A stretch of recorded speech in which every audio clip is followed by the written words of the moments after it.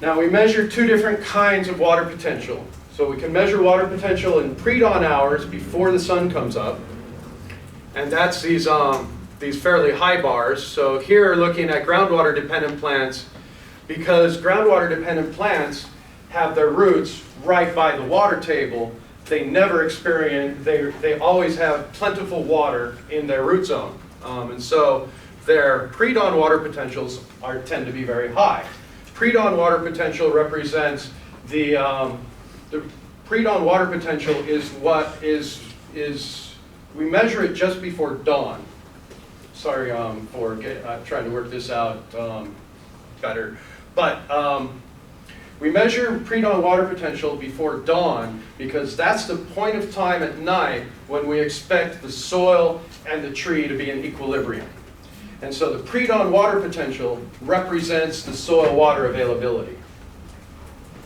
By contrast, the midday water potential represents the level of stress that plant is experiencing during the day. In your groundwater dependent plants, pre-dawn water midday water potential is fairly high relative to your non-groundwater dependent plants because they have their roots near a water source, and so they don't really ever experience much water stress.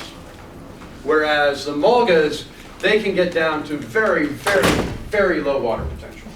And these low water and these actually represent quite a lot of stress, to the point where here you'll see in some of these very, very low water potentials, the pre-dawn and the midday are the same.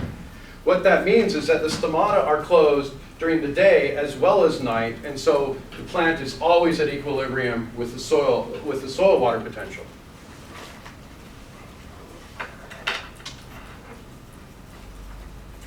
So now we're talking about soil and water. We're going to talk about how roots take up water from the soil.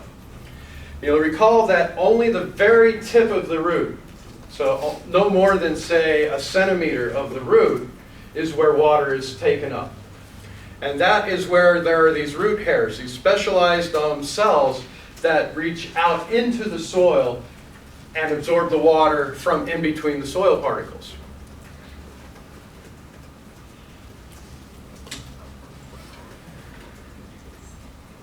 Then, once that water is into the plant, it crosses the cortex, and it can cross the cortex in the apoplast, so it can stay out of the cells, or it can cross through inside the cells symplastically, or it can go in and out and in and out.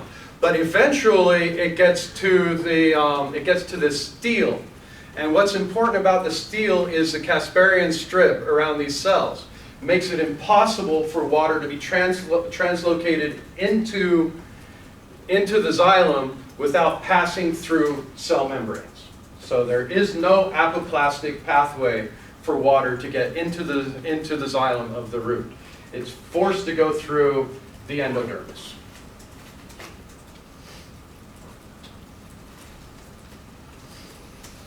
And finally, once we can start stressing the plants. So as xylem water potential goes down, plants start to experience more stress. Some plants are really, really sensitive to that. So here I'm showing you a cottonwood. It doesn't take much before all of the xylem embolizes and the tree could die. Some other plants, like this hoary leaf ceanothus, they don't even start to lose hydraulic conductance until they have very, very, very low water potentials. These xylem vulnerability curves are really useful in characterizing how safe a plant is from having its xylem stop functioning due to water stress. And that is by looking at the minimum water potential that the plant ever experiences in nature, and comparing it to the 88% point where death of the plant is inevitable. So once the xylem conductance gets down to 12% or less of full xylem conductance, then there's no hope for that plant.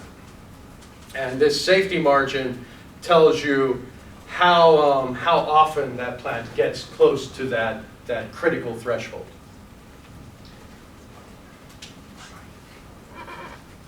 Now we're going to go on and talk a bit about membranes, particularly transmembrane transport.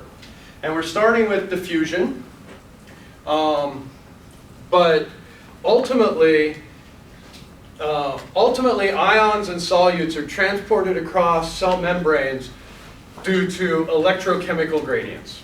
So we need to consider ourselves with the difference in solute concentration inside and outside the cell, and we need to concern ourselves with the electrical potential difference inside and outside the cell.